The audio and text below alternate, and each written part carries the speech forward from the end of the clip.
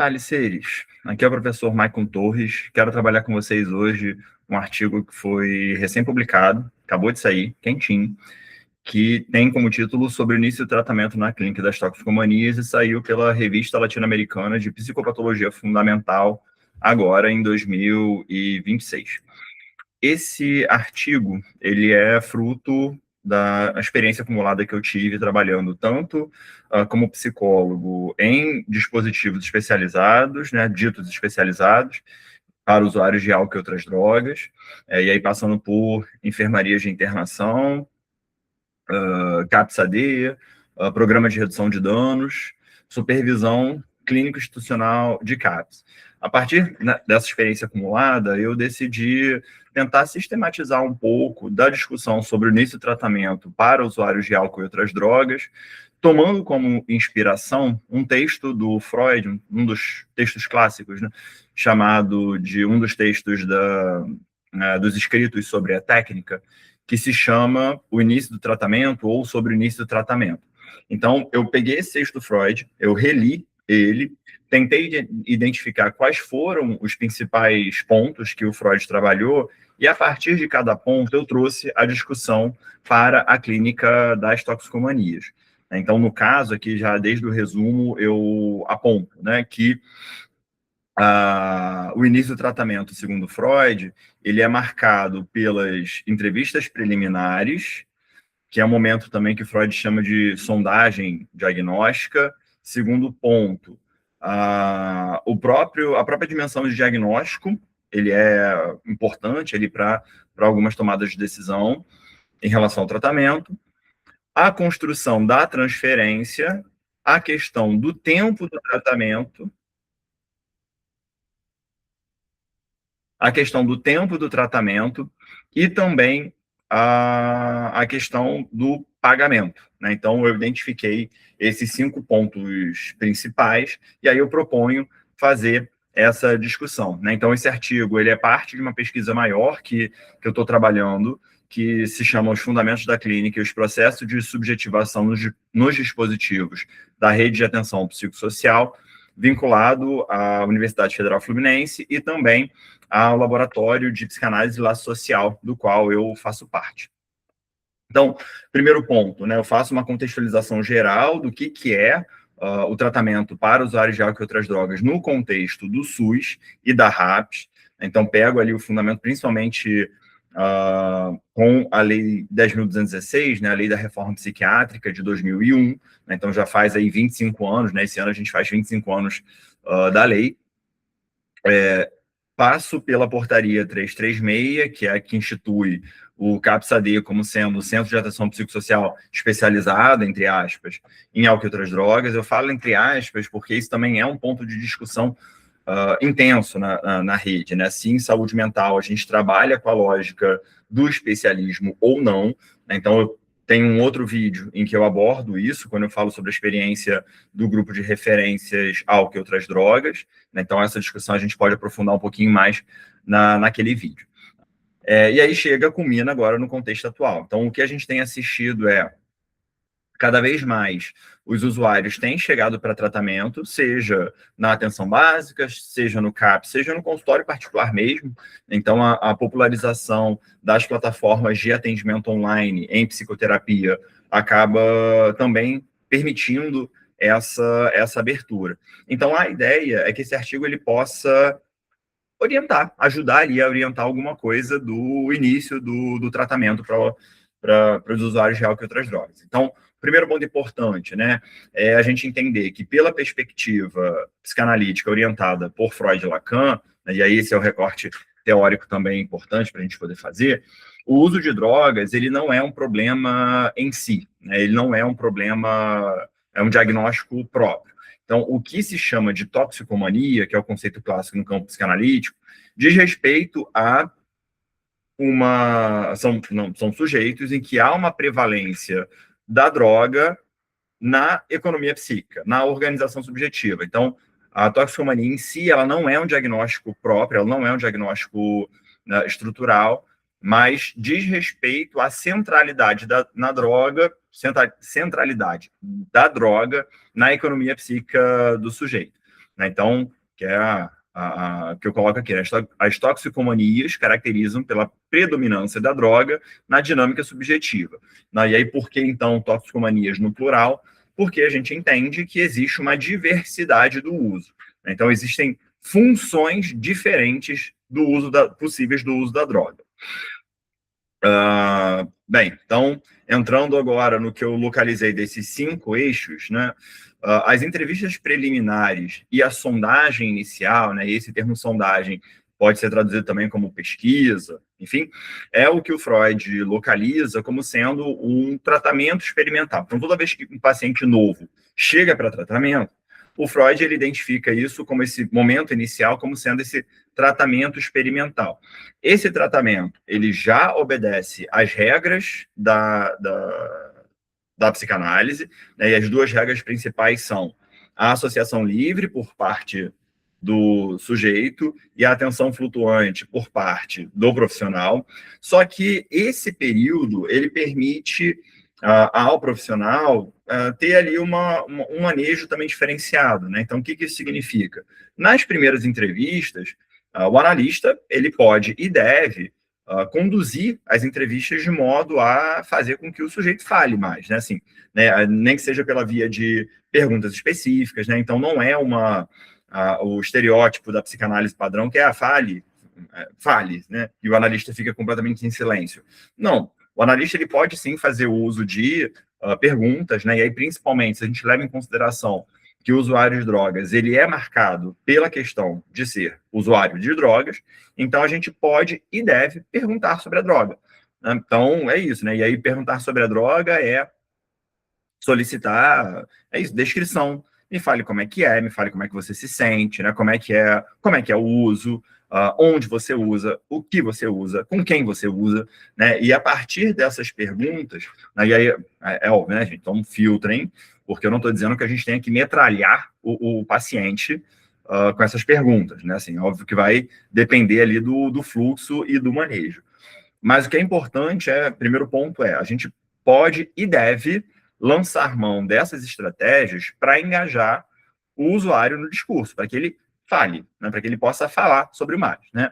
Então, esse tratamento experimental ali, que é um certo tempo, o Freud, ele, né, dentro da dinâmica de trabalho dele, ele estabelecia ali um certo tempo específico, só que a partir do Lacan, a gente vai entender que as entrevistas preliminares, elas não têm um tempo cronológico pré-determinado, e a gente vai estar lendo a situação de acordo com o tempo lógico. Então, a entrevista preliminar, ela seria esse momento de chegada, mas que pode perdurar meses ou até anos, né? Porque o ponto vai ser o ponto de virada, né, o ponto de análise propriamente dita, é quando o sujeito ele assume uma posição de retificação subjetiva em que ele se responsabiliza pelo seu próprio sintoma, seu próprio gozo e seu próprio desejo. Então tem um ponto aí de virada, é uma posição mais específica que o Lacan delimita. O que eu trouxe para a nossa discussão aqui sobre o usuário de drogas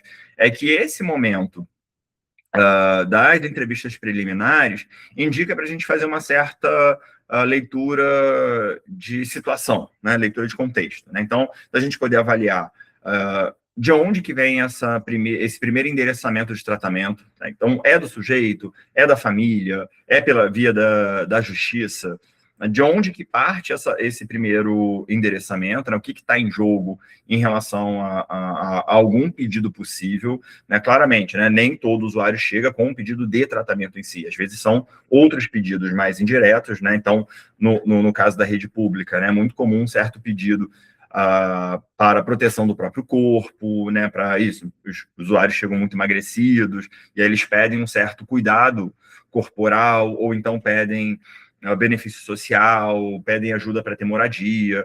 Tudo isso é o que eu estou localizando nesse endereçamento primário, né? E aí é onde, nas entrevistas preliminares, a gente vai trabalhar, e a gente vai trabalhar no sentido de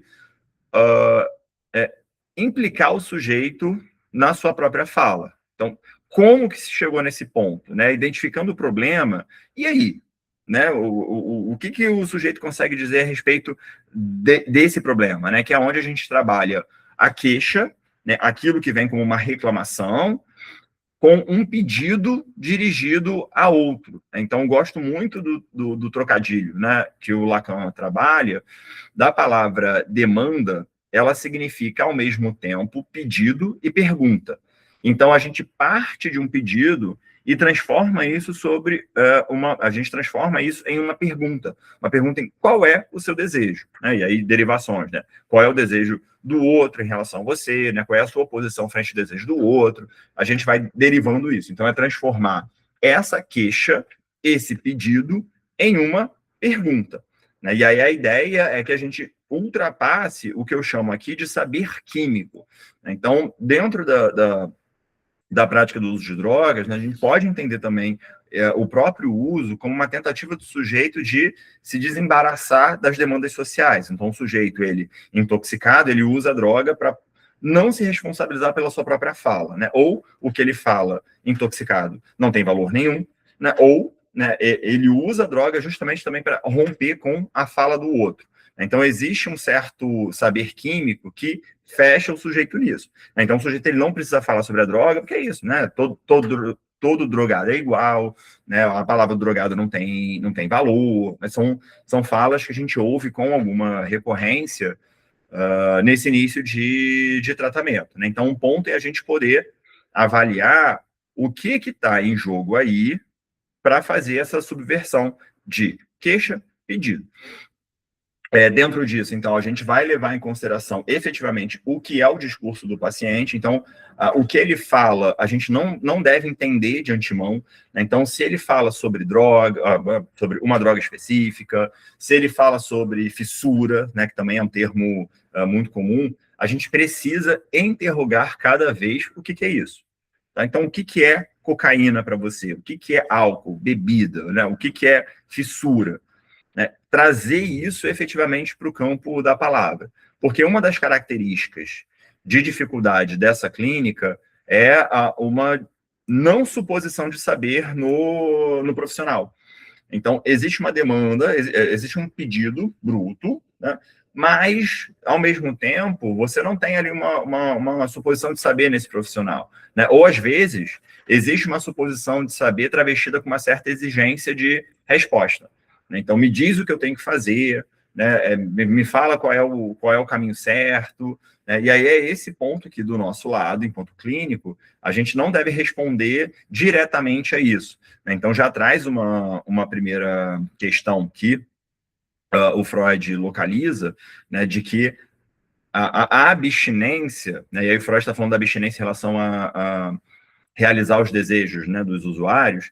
A abstinência, ela é sustentada do lado do analista. Então, do nosso lado, enquanto profissional de saúde, a gente não deve entrar numa certa ideia do que é melhor para o usuário. Então, ou então que o usuário tenha que parar de usar droga, ou então que ele tenha que retomar uma vida normal e cotidiana. Não deve ser o momento inicial da abordagem. Então, a gente precisa suspender esses ideais e essa expectativa. A gente tem que ocupar um certo lugar esvaziado para, primeiro, poder elaborar qual é o problema do sujeito, né, qual é a função da droga para ele, né, nesse contexto, para daí a gente ver quais são as possibilidades de encaminhamento. Tá? Então, é preciso trazer a droga para o campo discursivo, porque a tendência do sujeito é fazer uso desse objeto, material químico, fazer uso desse objeto para romper com o discurso. Então, a gente faz a via contrária. Então, vamos construir esse discurso, vamos valorizar essa fala. E, para isso acontecer, exige do nosso lado essa abstinência. Então, a gente tem que segurar o nosso ímpeto de querer o bem, de curar, de saber o que é melhor para o usuário. Então, o segundo ponto, né, a partir das entrevistas preliminares, a gente traz a discussão sobre o diagnóstico diferencial e estrutural nas toxicomanias. Então, esse é um ponto também que, no campo psicanalítico, existe toda uma discussão se o diagnóstico estrutural, ele ainda é válido para pensar a clínica contemporânea, por conta, aí uma outra via, né, se a gente não pensa pelo diagnóstico estrutural, a gente pensa pela pelo diagnóstico das amarrações dos registros real, simbólico e imaginário. Essa discussão ela é válida, eu acompanho, só que, ao mesmo tempo, eu também acho importante a gente trabalhar as contribuições que o diagnóstico estrutural faz. Tá? Então, por diagnóstico estrutural, a gente entende que são as 3 posições do sujeito frente ao outro, que seria neurose, psicose, perversão, ou neurose, perversão e psicose, né, para a gente colocar neurose, perversão de um lado e psicose de um outro ali. Que essa ideia, ela já veio desde o Freud, no texto A Negativa, que o Freud vai falar sobre 3 formas do sujeito tentar negar a castração simbólica. Depois Lacan retoma isso para poder localizar aí, né, o que eu estou falando dessa posição frente ao outro. Mas, basicamente, a gente vai ter essa ideia de que não existe o sujeito normal. Então, o sujeito humano é aquele que se constitui, enquanto ser falante, como resistência a uma tentativa de totalização da linguagem. Então, o grande outro da linguagem, né, a linguagem em si, né, e aí esse grande outro ele pode ser a família, ele pode ser a sociedade, ele pode ser instituição. Mas o grande outro da linguagem, como a linguagem propriamente dita, é sempre falho. Não há linguagem perfeita, não há linguagem totalitária. Toda linguagem, ela tem um resto, tem alguma coisa aí que escapa. A partir da leitura do Lacan, a gente pode entender que esse resto, esse ponto de resistência, é o próprio sujeito. Então, o sujeito é o que resiste à totalização do discurso do outro. Né? E aí, nessa resistência, é que alguma coisa da singularidade, da ordem do singular, comparece. E é isso que a psicanálise se interessa. Então, essa resistência, ela pode acontecer dentro dessas determinadas posições. Então, a ideia da estrutura não é ser um diagnóstico fechado, uma rotulação, é mais indicativo de certa posição. Então, existe uma certa posição da neurose, e aí dentro da neurose a gente vai também ter o que é singular de cada sujeito, da perversão e da psicose. Então, entendem por que alguns autores sugerem, então, da gente pensar muito mais as amarrações do que o diagnóstico em si, porque no contemporâneo, talvez, a gente tenha uma prezação do modo de relação do sujeito com o outro e com a linguagem, que essa ideia de pensar a estrutura já talvez não funcione tão bem. Assim. Eu ainda sustento que é importante, sim, a gente pensar, justamente porque teriam alguns elementos que ajudam a gente a pensar em determinadas intervenções. Tá? Então, retomando, né, o que a gente chama de neurose, perversão e psicose é sustentado a partir do mecanismo do recalque na neurose, do desmentido na perversão e da fora-oclusão ou da rejeição na psicose, que diz respeito a uma certa relação com o furo desse grande outro, né, que seria ali a castração, o nome do pai, né, a gente pode fazer essas derivações lacanianas que não é exatamente a proposta aqui do nosso vídeo, né, e desse trabalho.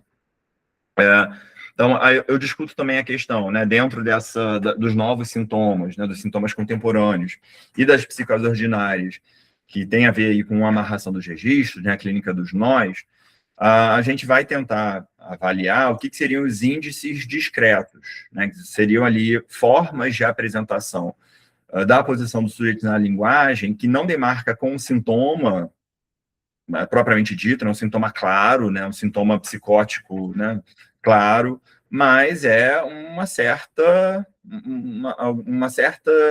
algo específico, né, algo sutil que está posto.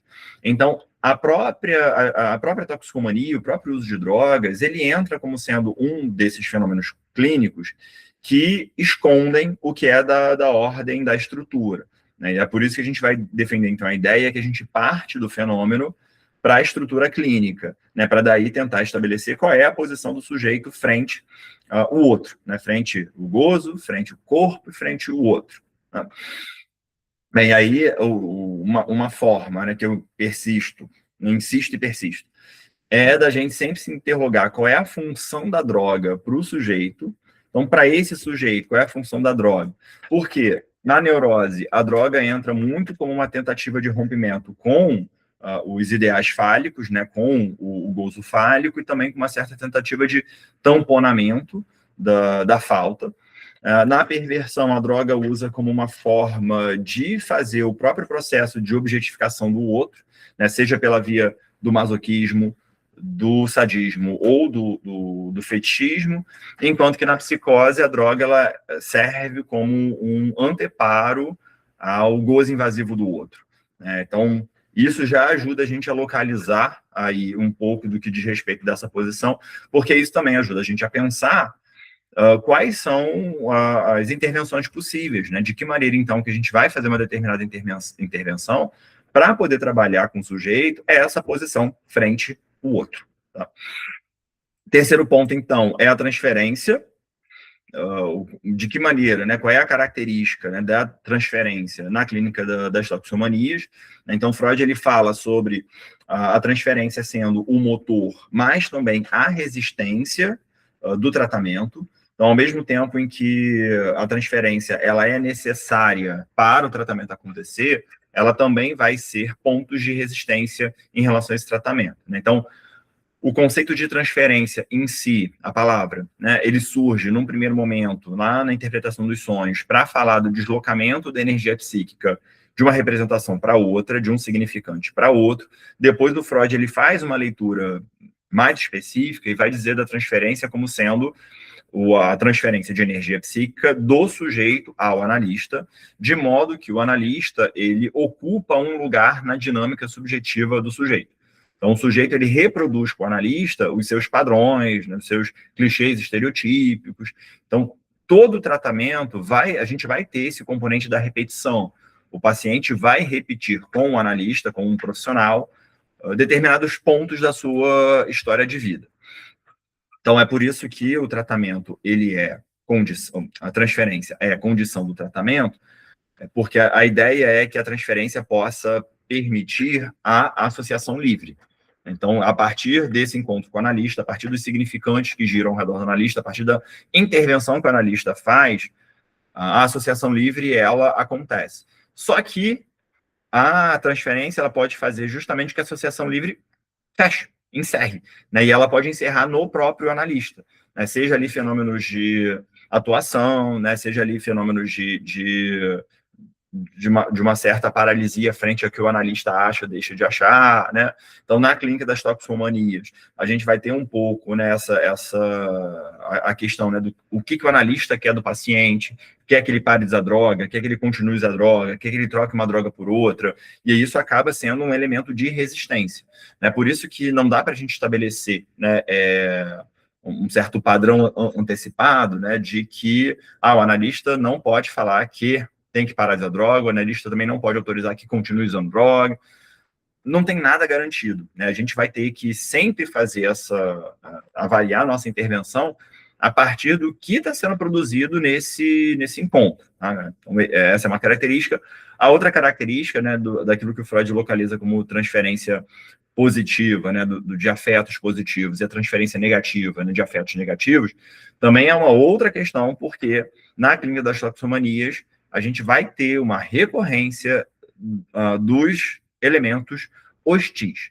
A gente vai ter uma recorrência dessa transferência negativa, ali de queixa, de irritação, né, de ansiedade, né, pressa, endereçada ao analista, né, ou ao profissional que seja. Então, é por isso que a gente vai ter que tomar um certo cuidado ali no manejo, né? E aí eu discuto também bastante a questão do acting out, né, da atuação, porque também é uma recorrência na clínica das toxicomanias. E aí acaba que a atuação, né, a conceituação da atuação é entendido como sendo uma repetição no comportamento. Então, o paciente, ao invés de repetir elaborando pela fala, ele repete no comportamento algum aspecto da sua história de vida, do seu desejo, endereçado ao analista. Então, o acting out seria um elemento de uma transferência selvagem que não foi capturada, né, ou não foi circunscrita pela palavra, pelo simbólico. Então, essa atuação, ela clama por uma interpretação. É por isso que a gente tem que, né, pensar na responsabilidade do profissional, porque toda atuação, ela tem um endereçamento, é com a gente.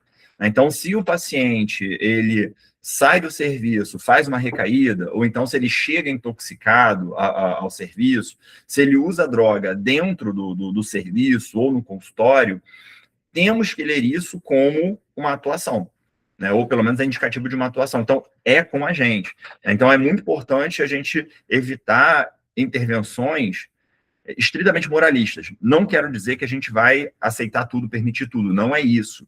Mas a gente tem que ler cada uma dessas situações de acordo com o caso. Para alguns casos, a gente vai ter que ser mais firme, sim. Para outros casos, a gente vai ter que ser mais flexível. A gente vai ter que... esse fenômeno, ele tem que ser lido de acordo com o caso, de acordo com o modo de endereçamento do caso. Então, isso é importante, gente, porque existe uma certa prática padrão, né? A gente, pensando até no serviço público, não é autorizado usar droga dentro de serviço público. Não é autorizado isso, né? Assim, isso, né? A gente não pode distorcer a lei em função disso, de autorizar que todos usem. Mas isso não significa que a gente vai expulsar todo mundo que usa. A gente vai ter que fazer um manejo específico para cada caso, né? É isso que eu tento discutir e defender aqui nesse trabalho. A gente não deve ter protocolo rígido pré-determinado.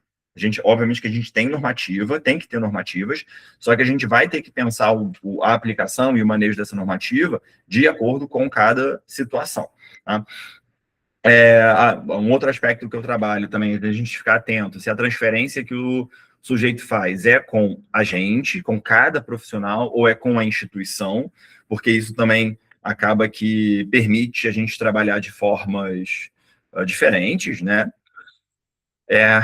Discuto também a teoria do parceiro, que é uma teoria do Miller, que ele vai falar, né, do quanto que o usuário ele faz da droga um parceiro, e o nosso trabalho enquanto clínico é fazer com que, pela transferência, o usuário possa fazer do analista, né, do profissional, um parceiro.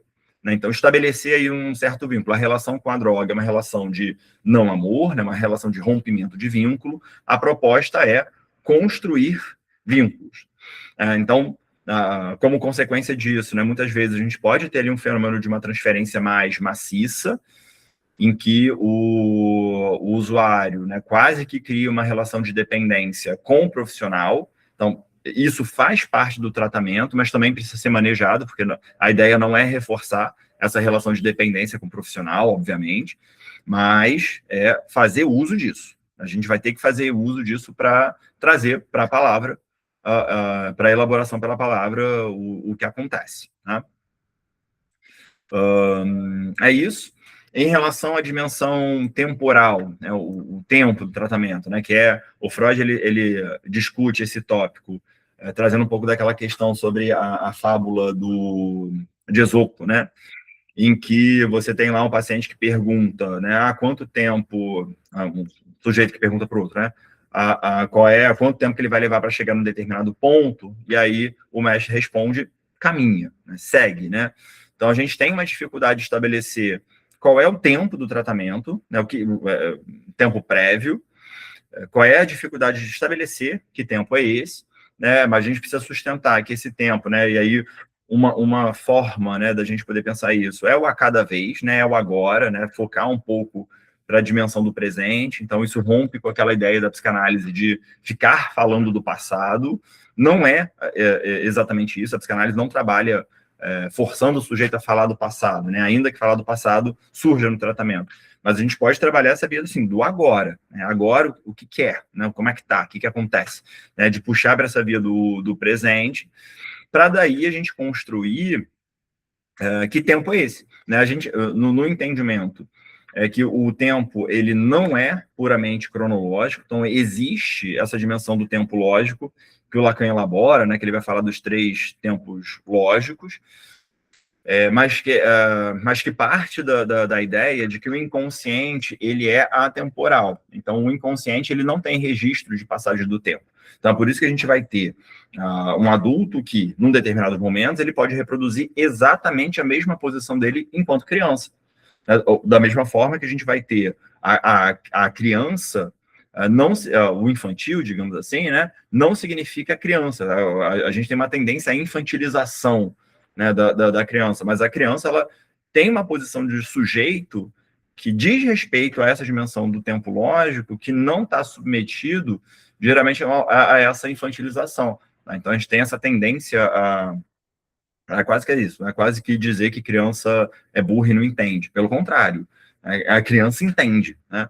E aí esse entendimento é justamente alguma coisa da ordem da posição do sujeito. É isso que a gente tem que trabalhar, né? Então, o tempo ele não é puramente cronológico, existe essa dimensão do tempo lógico, e aí, com isso, na clínica, a gente tem que prestar atenção em relação ao momento da intervenção. Então, quando o Lacan fala do tempo lógico, ele vai falar da possibilidade de excansão. Então, a sessão ela não precisa ter estritamente 50 minutos. A gente pode fazer a sessão com um tempo flexível de acordo com a abertura e o fechamento do inconsciente. Então, entendendo que o nosso trabalho é um trabalho, né, um trabalho de análise, trabalho de corte, é um trabalho de abertura, né, para que o sujeito, a gente corta para abrir, dando possibilidade de novas associações, aí o que o sujeito vai fazer com isso é o trabalho do sujeito. Né? Então, Freud ele é muito claro para falar que a psicanálise ela não é uma psicossíntese. Não, a síntese não está do lado do analista. Isso é o trabalho do sujeito. O trabalho do analista é fazer o corte. Só que, ao mesmo tempo, o cuidado que a gente tem que ter o corte, ele cria também aberturas de angústia. Né? Aí a gente tem que ter esse cuidado para avaliar. Tem transferência para fazer esse corte? Né? O nível de angústia e ansiedade que o sujeito demonstra é interessante, então, a gente fazer uma intervenção nesse momento. Né? Então, na clínica das toxicomanias, isso aparece muito ali no contexto da fissura e da recaída. Então, muitas vezes, fazer uma intervenção fora dessa dimensão do tempo lógico, fazer uma intervenção adiantada, né, você adiantar uma questão para o sujeito, pode ser justamente aquilo que precipita uma recaída. E aí temos um problema, que aí a gente retorna lá na questão da atuação. Tá? Então, essa dimensão do tempo lógico, ela tem que ser avaliada com cuidado. Né? E aí, né, eu trago a discussão, né, sobre o tempo kairos, né, que seria ali o tempo... um tempo muito específico, né, em que a gente vai fazer a intervenção a partir do que emerge de forma espontânea no discurso do sujeito. Então, acho que essa o melhor indicativo que eu posso trabalhar com vocês, é apontar ali, né, esperar que alguma coisa emerja espontaneamente, né, seja ali o ato falho, seja uma piada, né, seja um sonho, para daí a gente poder fazer alguma intervenção. Então, você está lá ouvindo que tem um ponto que repete, insiste no discurso do paciente, mas você nota que ainda não tem abertura para fazer intervenção, espera. Quando você tiver esse elemento emergente espontâneo, é onde você pode intervir, né? E essa intervenção pode ser pela via de pergunta, pode ser pela via da interrupção da sessão, né? Aí o manejo ele vai ser específico. Né? E, por fim, discuta a questão do pagamento nas toxicomanias, né? Então, o pagamento em psicanálise, né? O Freud ele coloca como ponto de partida de que o neurótico, né, a sociedade, de forma geral, trata o pagamento com a mesma hipocrisia como trata de outras questões, especialmente questão sexual. Então, o primeiro ponto é trabalhar o pagamento da forma mais clara e direta possível. Né? O trabalho clínico, ele é um trabalho de rompimento com o senso comum, né? Então, do nosso lado, é para trabalhar de forma direta, né? E esse direto não é grosseiro, né? Assim, mas essa forma direta é a gente não ficar preso nessa hipocrisia social ao redor do dinheiro. E a gente tem que levar em consideração também que o dinheiro ele é sempre um ponto delicado, né? E na clínica das toxicomanias existem alguns fenômenos associados a isso, né? Que é, por exemplo, o usuário gasta tudo, gasta todo o dinheiro em droga e aí não tem dinheiro para pagar a sessão. Ou então o usuário, ele usa o dinheiro da sessão para comprar droga, ao mesmo tempo em que o usuário ele pode separar parte do dinheiro que ele ia comprar droga para pagar a sessão. Então, existem muitos fenômenos interessantes que acontecem ao redor da questão do pagamento, que a gente também tem que fazer essa leitura. Então, o pagamento ele entra como um dos principais modos de atuação, de acting out, do usuário na clínica. Tá? E pensando, então, por outro aspecto, né, que é, por exemplo, no tratamento em instituição, tratamento pela rede pública, o tratamento de clínica social, que muitas vezes não tem pagamento, a gente tem que avaliar que o sujeito ele paga de outra forma. Tá? Então, o pagamento a gente lê como sendo uma certa cessão de gozo. O sujeito abre mão de parte do seu gozo para esse encontro com o analista, né? Para a construção ali desse espaço de fala e de escuta com o analista. Num tratamento gratuito, né, dito gratuito, porque se a gente pega o SUS, não é gratuito, porque já tem ali um pagamento via imposto, ainda que seja indireto, então a gente também não pode ignorar isso, né, no pacto social que o Brasil faz. A saúde é um direito que é financiado pelo imposto, então todo mundo paga, né, em algum nível, todo brasileiro está pagando pelo acesso ao SUS. A gente pode pensar o pagamento por outras vias, né? Então, uma das vias é a questão do tempo que o sujeito investe no tratamento, né? Então, é isso, né? Poder participar de uma determinada oficina terapêutica, além do atendimento, né? Ou ampliar essa oferta de atividades que ele participa, né? Então, essa pode ser uma forma de trabalhar o pagamento ali, né? O que o sujeito vai abrir mão para se comprometer com a construção de um determinado laço com o profissional, com a instituição. Então, também é uma outra via para a gente poder pensar. Bem, então, é óbvio que, assim, né, para esse vídeo, para esse episódio, eu fiz uma leitura super curta, né, tentei aqui trazer os principais elementos que eu trabalho no texto, mas né, o texto, ele acaba que ele está com uma pegada conceitual psicanalítica forte, então talvez não seja um texto tão fácil de leitura, mas eu tentei fazer esse trabalho de tradução e explicação mesmo, assim, né, da gente poder... A minha expectativa é que esse texto ele possa ser trabalhado em diferentes níveis, né, seja ali no estágio, seja nas equipes, na supervisão clínica institucional, na parte de estudo teórico das equipes. Minha expectativa é que a gente possa tentar, a partir desses pontos que eu elenco, trazer isso para a realidade do trabalho de cada profissional, de cada equipe. Tá bom? Então, agradeço a atenção e até a próxima. Tchau, tchau.